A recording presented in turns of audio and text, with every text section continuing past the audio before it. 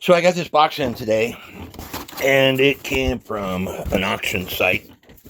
Let me show you the auction site. Kaufman Realty and Auctions. And this is what I won. You will see there's a weight, there's a weight, there's a weight.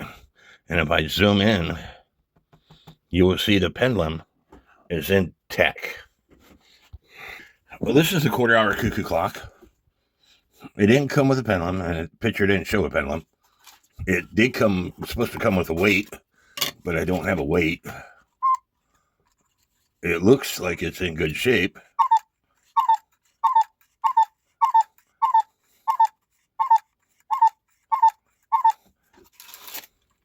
And every 15 minutes, that's what it does. All right. So I'm happy with that, except for the weight. And pendulum's not a big deal on this clock.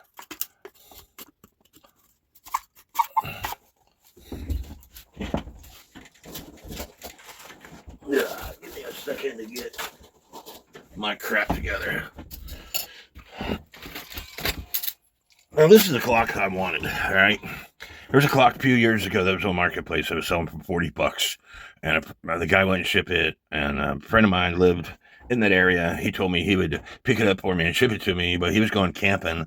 And if the guy would just bring it to him where he was camping, and the guy only lived like 4 miles from where he was camping, but the guy wouldn't do it. Anyway, I got myself a picture frame clock. All right.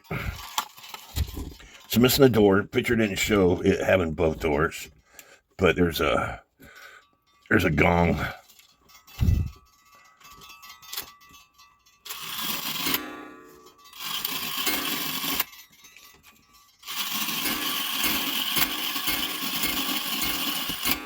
Seems to be working just fine. It came with this card, Black Forrest wall, early model, 30-hour, rare movement, pictures, clock, rare weight. Here's the pendulum. It's broken.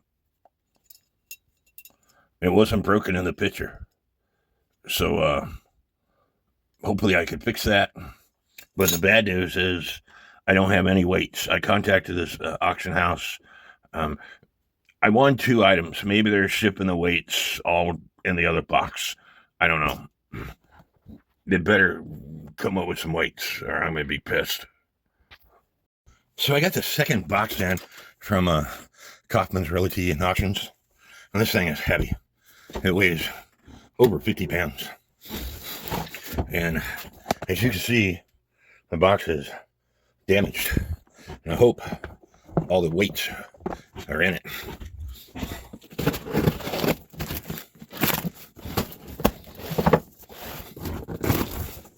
I ordered my second lot was some antique weights, and I hope that they got the weights from my first lot in here.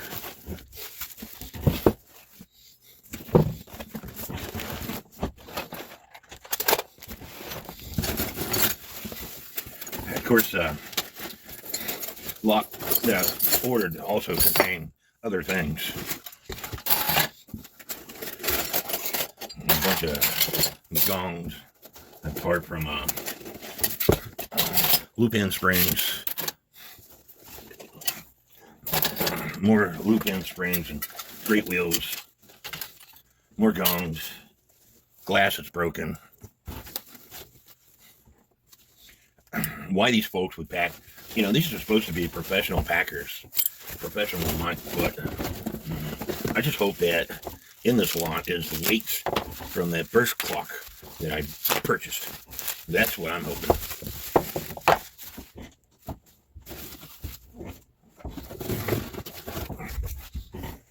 A broken weight.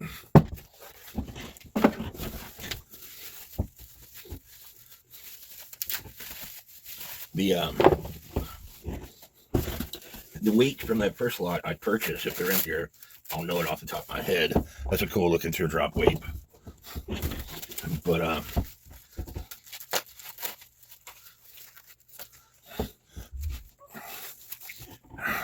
not what I wanted. I need weights like this.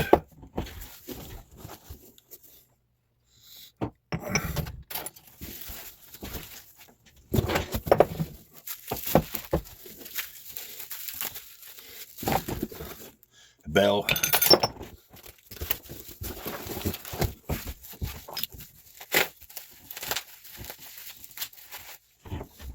Here's the weight that I'm looking for. That was from that first clock. Thank God. Thank God that it didn't come out of the box, because like I said, this box is damaged.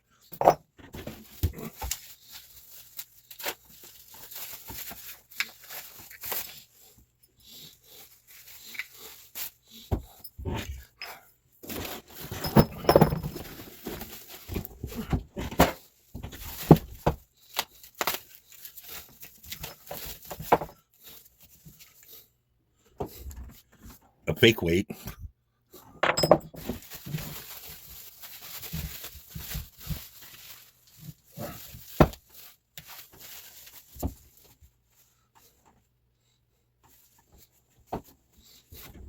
That's an unusual weight right there.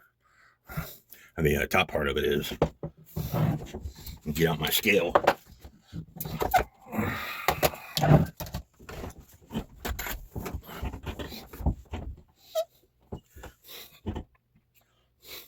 This unusual weight weighs 1,270 pounds. I got two 1,500 gram weights here.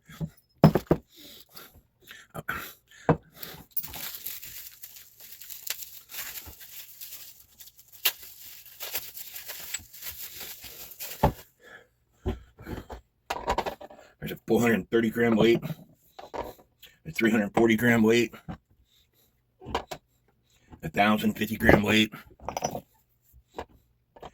880 gram weight, a 300 gram weight. This teardrop weight weighs 530 grams, and then another 880 gram weight. So these two weights for that Black Forrest picture clock, 774 grams, 767 grams. And then I got this brass weight here, which weighs 900 grams. This brass weight here, which weighs 880 grams. I've got two more brass weights that I'm unwrapping.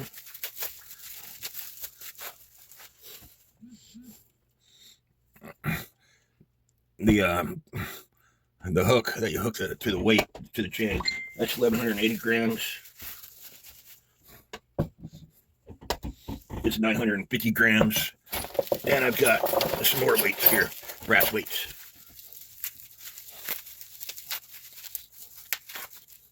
And they have the hooks. 940 grams, 940 grams. Those both weigh 940 grams, but you can see there's a height difference. So I got all these gongs and this part of a German carriage clock. I got a few springs and all these weights. And a bell in that package. I think I did pretty good with what I paid for it. I only paid, I want to say, $20 plus shipping. Now, these two weights and, let's say, this weight was supposed to be in the other box. So I got all that for $20 plus shipping. And this is pictures of everything that was supposed to be in this box.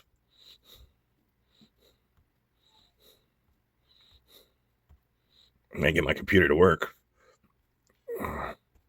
That's the first clock I showed you.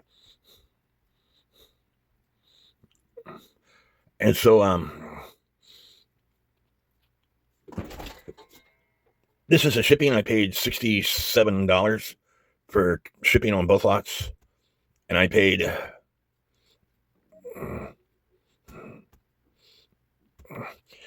I got the weights for $20 and I got the clock, the two clocks for $40 plus their fees. So I paid $65 for both items plus another $66 for shipping. So $130 for everything. I think I did good.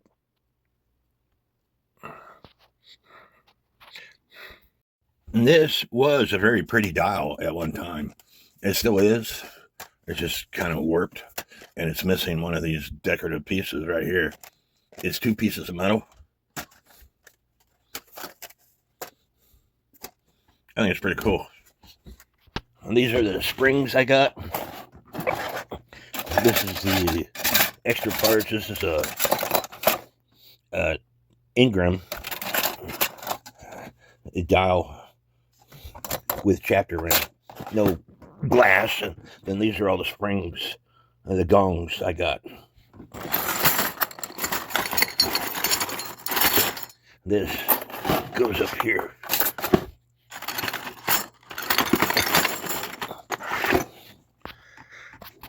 And I just happened to be working on a sessions clock that needs an open loop spring. Here's one, and there's 3 more.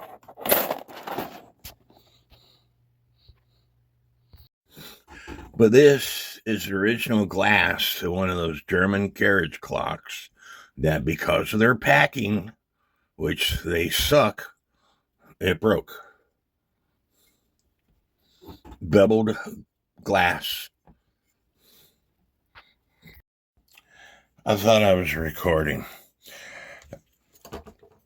I got the rear plate off. There was a bunch of glue on this thing. And what I like about the wooden plate movements, you can work on the time side separately from the strike side. I got the count wheel off. I got the lever that holds the count wheel in place off. There's a nail that you can see it on this one that holds this plate in place. And that's the only thing other than a slot down here that holds this plate in place.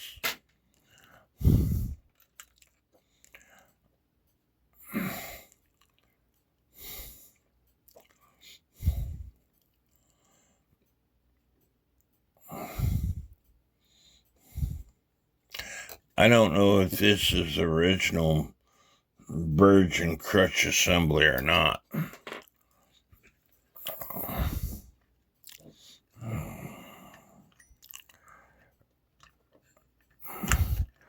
While I have the plate off, I'm going to go ahead and inspect these wheels.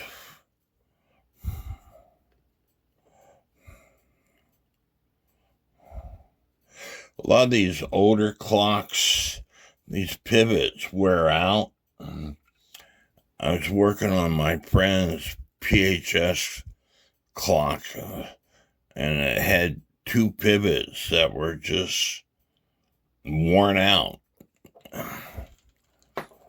I'm trying to determine why that Burge assembly is tilting. If you look dead in that hole, that bridge looks to be dead center in that hole to me. And while I have this out, this V-wire, I'm going to go ahead and take off and probably replace.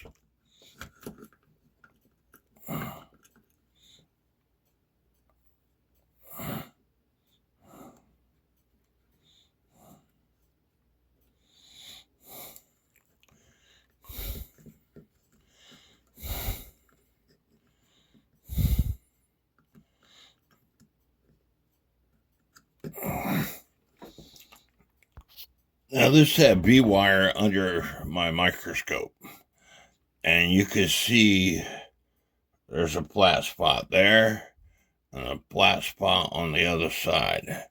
And those flat spots will stop your clock from functioning. I could take a tapered file to this thing and make it round again, but this thing's quite rusted, and I've got a bunch of brand new V-wires.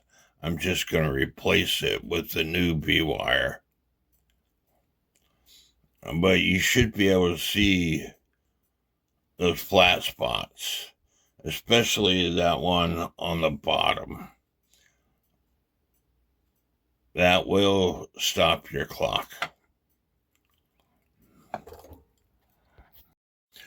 So with Howard bead and wax. I cleaned the movement up, and I got a brand new V-wire out of my order, and I was fixing to put it on. You see that? It's a brand new one. It's worse than one I took off. This in case you couldn't see what I was seeing. You see those notches? There's one right there. There's like 3 of them. There's one right there. This thing looks like it's about ready to break. And this is brand new. Right from Time Savers. It looked like somebody took a hammer to it. They're only 50 cents a piece. I got another one here.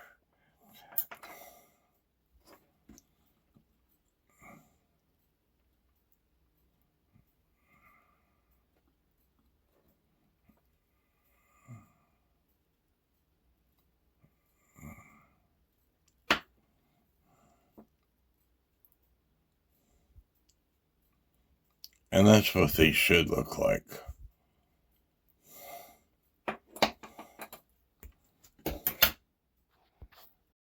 Now, it is very important that this nail that you put back in prevents the plate from coming forward.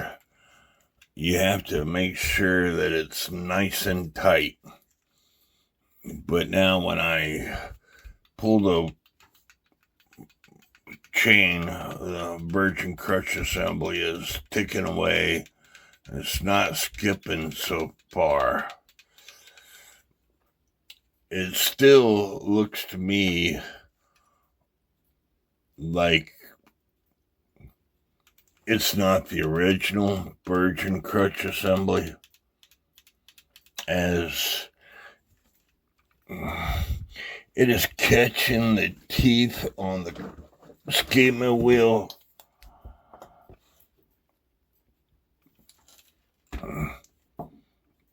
But barely catching the teeth. And I think the original one might have broke, and somebody came up with this one, and so far it's working.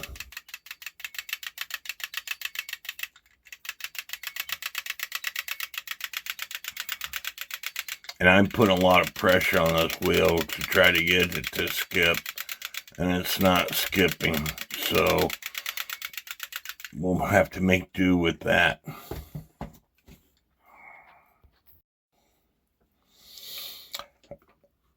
I'm going to talk about the count wheel. I thought I had my camera going, but apparently not.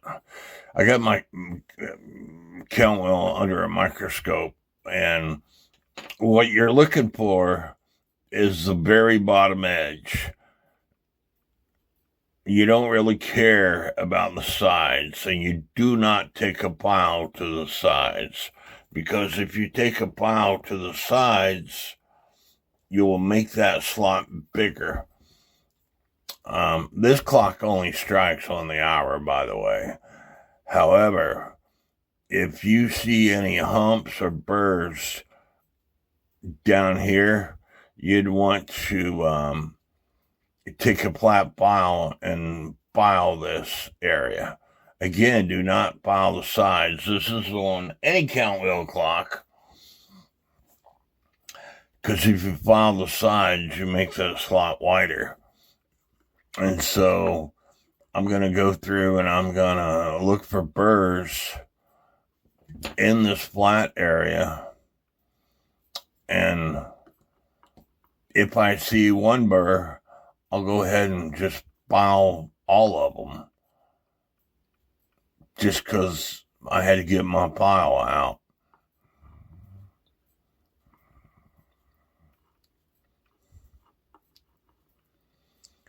Because, again, what happens was the clock is supposed to... Again, this clock only strikes on the hour, but I'm going to talk to you as if the clock struck on the hour and the half hour. Because on the hour, it's supposed to stop right here. But if there's a burr or a hump, it'll hit that burr or a hump, and it'll strike one more time, and it'll stop in the half hour after it just got through striking the half hour.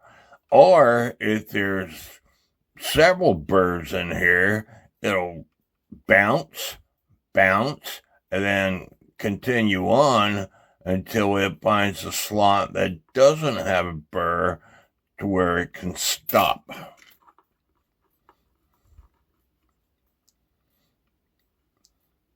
And, you're looking at under a microscope that has several thousands zoom, I think up to 10,000, I forget. But this one looks nasty to me. So I'm just going to go ahead and take a pile and just file them all.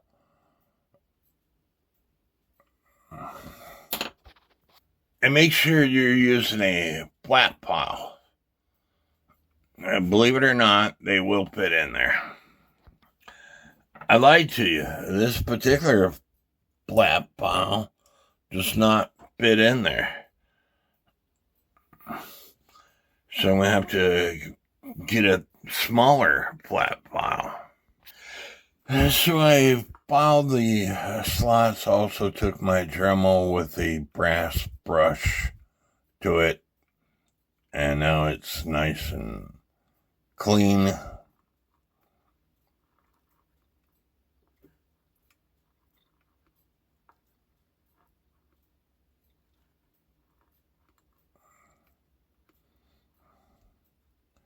Time to put the thing back on.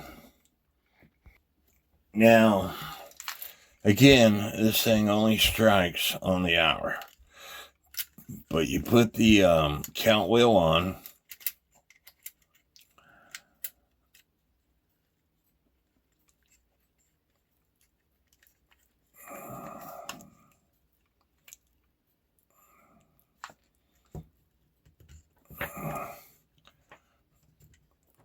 The pin is stopping me. This pin down here.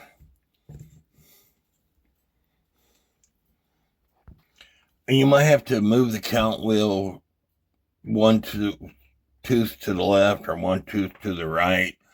But this lever should go in the center of those teeth. And then this wire here is what holds the count wheel on. It's a spring-loaded wire. And you put that on. And then you want to do a function test.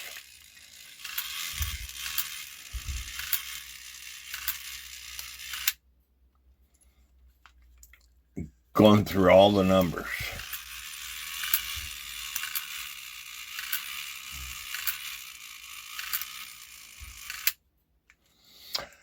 And this gong, you will notice the hammer hits the gong that is up here, where in most cuckoo clocks and a lot of Black Forrest clocks, the hammer goes down, but with this clock, it goes up. So I'm going to do a function test on all the numbers, and I'll be back. And you should notice that when this thing strikes, this lever that goes into the count wheel, it's bouncing on the count wheel. In this case, it doesn't matter because it doesn't have a cuckoo bird.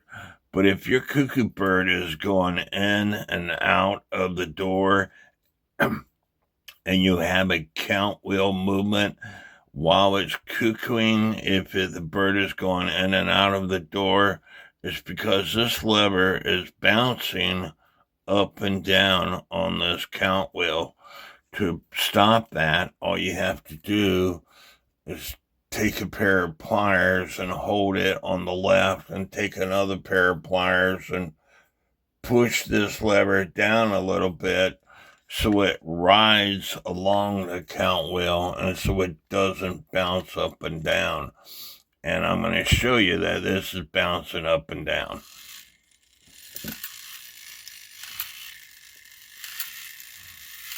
And again, it doesn't matter with this clock because it doesn't have a cuckoo bird. This is 12, and it shuts off.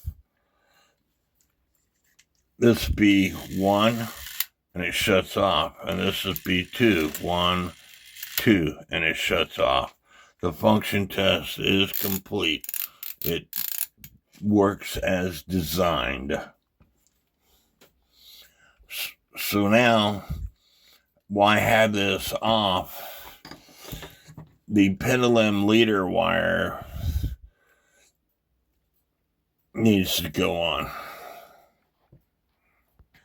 But I told you that they broke my pendulum in shipping. So I need to fix that.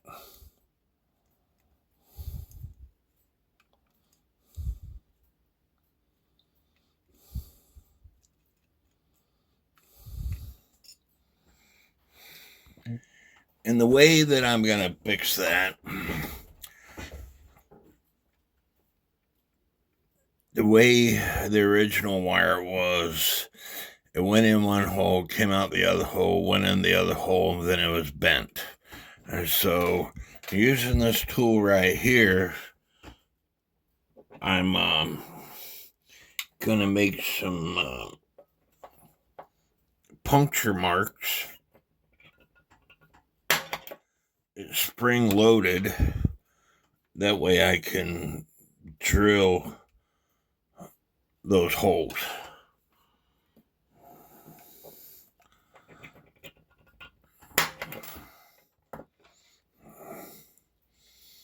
And this thing cost me like $6 or $7.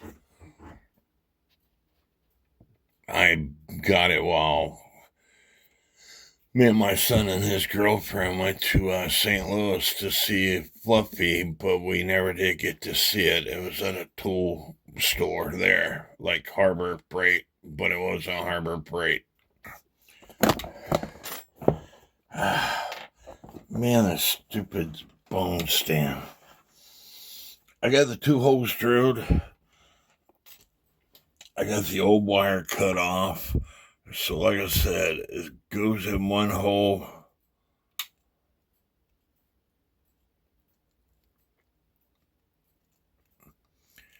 You bend it at a U to go in the other hole. And that's what I have to do now. The wire is brittle. I'm going to have to go soften it. I should have put the wire through one hole before I drilled another hole.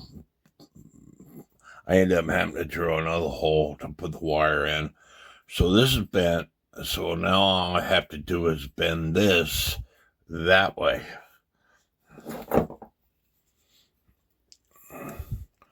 And hopefully it don't break.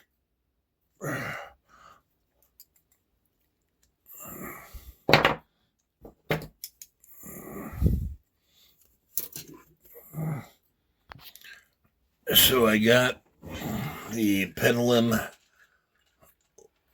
leader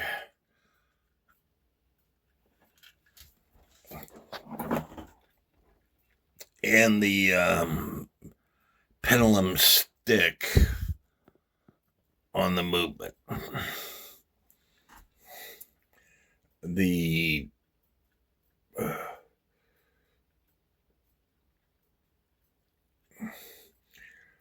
The stick doesn't look quite parallel, so I'm going to have to do some adjustments with it. So my problem now is I use too short of a wire because this brass piece and wire is hitting the case. So I now have to undo all that and put a longer wire on. So I need to add another pendulum leader wire because, like I said, the one that is on it, it's too short now. And so I got a pendulum leader wire out of my parts container. But if you put this wire in the drill, it doesn't stay. But if you put a piece of tape around that wire and put it in the drill,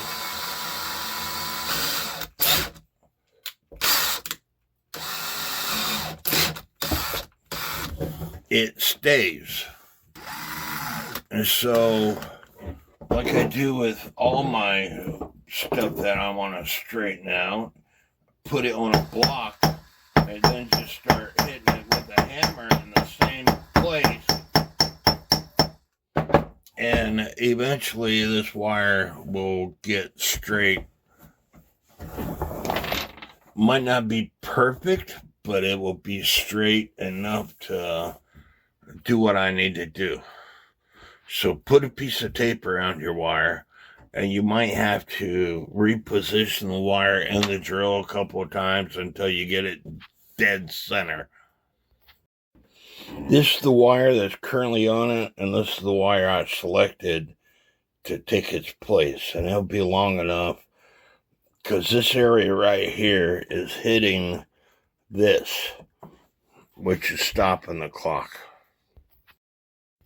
As you can see, it's ticking away, and the wire might be too long. I might have to cut some off. There's a way that you could figure all that crap up, but I don't want to do that. So it's been ticking away for over 24 hours. It's time to put the clock back together. I put it all back together, and the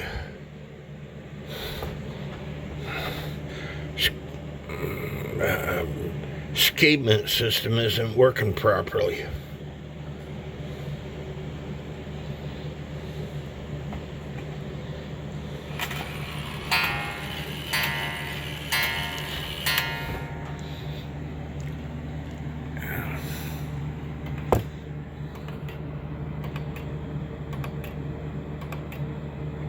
It's clicking.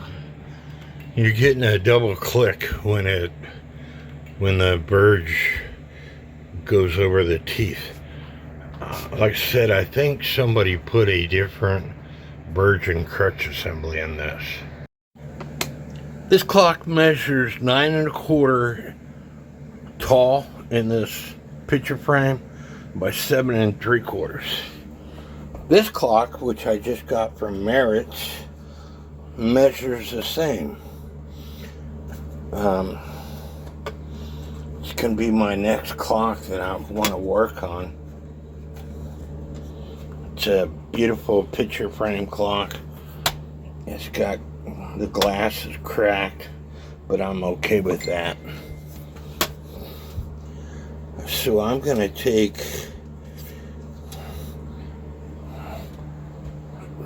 this apart and try the verge assembly, compare the verge assembly to the other clock. So I have another clock to work on, and part of this video probably will go with that clock video there, and you'll understand why. But it's they say it's 1922. I don't agree with that. It's a picture frame clock I got from Merritt's. It's got cracked glass here, but I'm okay with that. It's a beautiful clock. Probably made around the late 1800s. I'm going to take the decorative nut off, then take this square collar nut off that its only purpose is to hold the minute hand in place.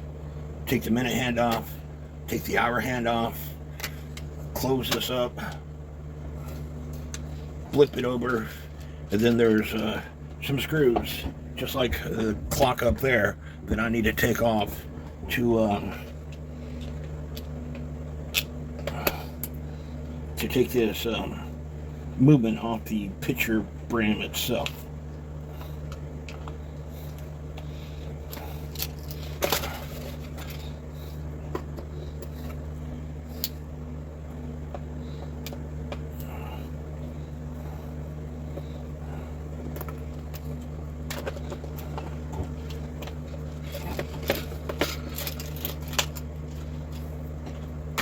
Got my container, set the picture frame to the side. This clock did not come with weights, and it did not come with a pendulum. It does have a pendulum leader wire, and it's currently interchanged with the spring. And somebody added these brass screws, and I don't blame them. You don't want, once you add the weight and everything, you don't want the main portion of the clock coming apart from this board.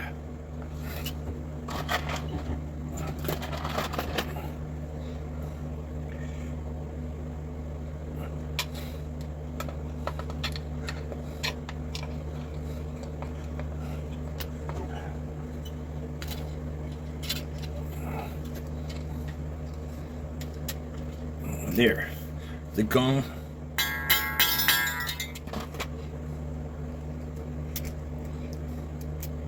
Somebody had soldered the pendulum leader wire. I'm probably going to replace this pendulum leader wire because I don't like that. I'm going to do a function test. There's 2 pins on this, so it strikes on both the hour and the half hour.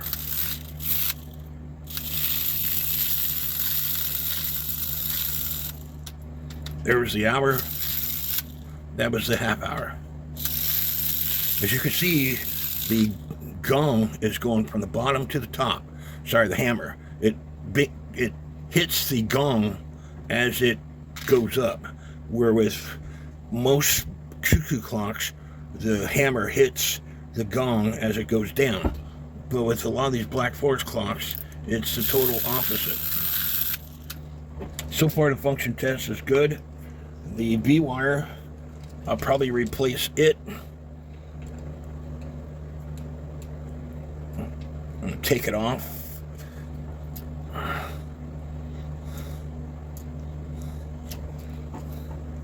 I'm going to try to take it off. You see how damaged that is? It's supposed to be a circle. Let's look at it through the microscope.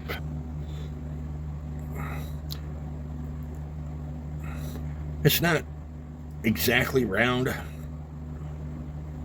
It might work, but these things are 50 cents a piece, and I happen to have some brand new ones, so I'm going to replace it. It shouldn't have any flat spots on it.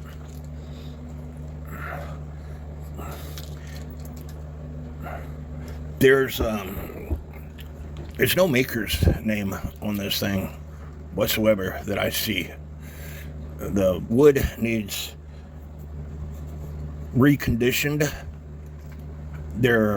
It's a 10 there and a 10 there. I don't know if you can see that, but it's probably marked with 10s. That way they know that these plates go with this movement. What's cool about the wood plate movements is you can take and work on the time side without taking the strike side apart. But in order to work on the time side, you do have to take the count wheel off. And so you just lift up the spring, get it out of the way, because this wooden plate will not come forward because this count wheel is in the way. So, and I'm going to inspect the count wheel under my microscope anyway. So now that I got the count wheel out of the way, there's a nail that holds the plate on. You take a pair of pliers, you pull that nail out, and put it in my parts container here. And now I can take this plate off, and I can take the burge assembly out. And I want to inspect this burge assembly first. And then I'm going to take that other picture frame clock apart and put this burge assembly in it and see if that clock works better. Because I want to look at this pallets underneath my microscope. As you can see, there's a little bit of a flat spot there.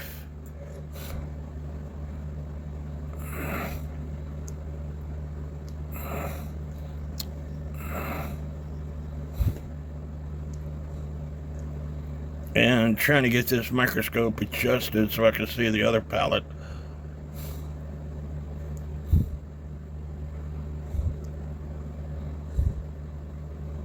That one's not as bad as the other one. They both look barely decent. But the flat spot that I showed you earlier could be the escapement wheel teeth been hitting on it. So anyway, I'm going to clean this up and look at it in the other clock. And I'm going to have to put a different pivot on this second wheel here. This is one pivot. You see how nice and big that is?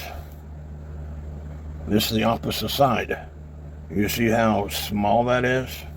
And it's also kind of tapered. And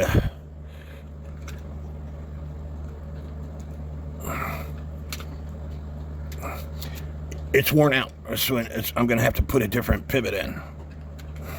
You will also notice that these bushings are sticking through the board. They do that to prevent too much in-shake. I'm trying to put this back together. Stand by. You see how the burge assembly is in the center of the escapement wheel? And that's the way it should be. But on the other clock, it's not. And I was telling you that they push the bushings down to allow in-shake, but not too much in-shake. And so that's why they push them through. Because your clock has to have in-shake. Now, I'm not going to put the nail back in. I just want to show you. You see how the crutch assembly is ticking back and forth? And that's because the burge assembly is where it needs to be, but it's not on the other clock. The burge assemblies are the same, and I think I figured out the issue. The escapement wheel didn't have in-shake. So I'll make it have in-shake. This bushing was sticking out just like these bushings are, which prevented it from having in-shake. So I took the burge assembly out of this other picture frame clock, and they're exactly the same. The the escapement wheel didn't have in-shake. So I knocked this bushing in, which should allow it to have in-shake, and that should take care of my issue. You remember me telling you that the burge and crutch assembly was sitting crooked? this is the plate for that clock. You see how high that sits up? This is a plate for that clock. You see how it's almost flush? You see the difference? I think somebody redid this, and when they did, they brought it up too high. So I'm going to bring it down some. And that should resolve my issue. I always tell people, if I'm wrong, I will admit that I'm wrong. And I was wrong in this case. Changing the angle of the bridge, and that's what this is called, a bridge, didn't allow enough movement in the pallets to rock back and forth. So what I did was I moved the wheel on the escapement wheel up, and now you should be able to see that the pallets are in the middle of the escapement wheel. And doing that, you got to be really careful.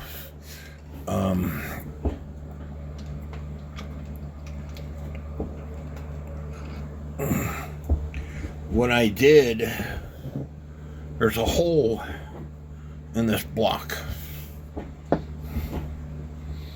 As I put this portion of the escapement wheel in that hole. And then I found a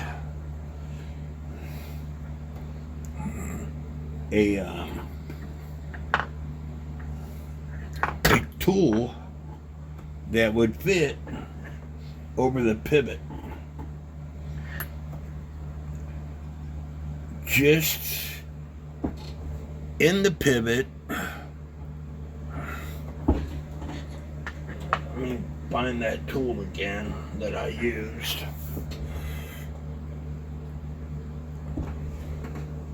And not to where it's coming up to this lantern pinion.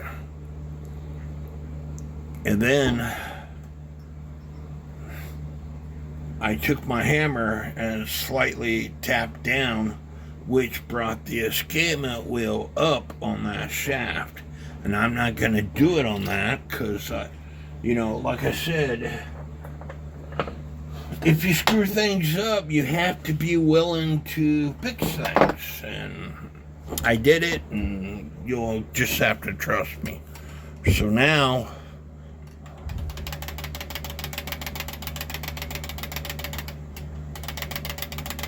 it's ticking back and forth like it's supposed to.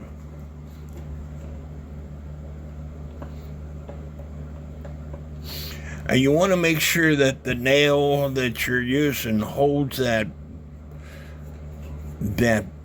plate in place. And don't forget to put the escapement wheel back on before you put this on. And I forgot, so I had to take it all back apart to put the escapement wheel on.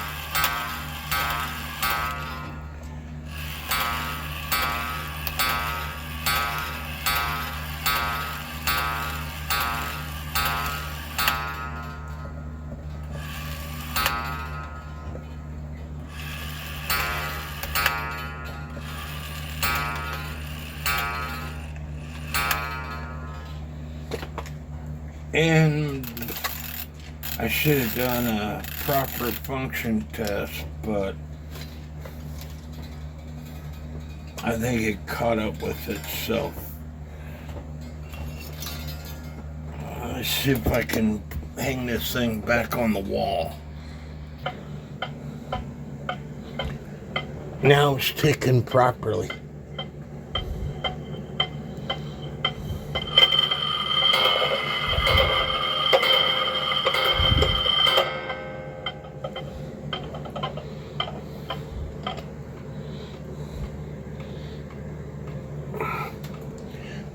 One more time without that beat amplifier on.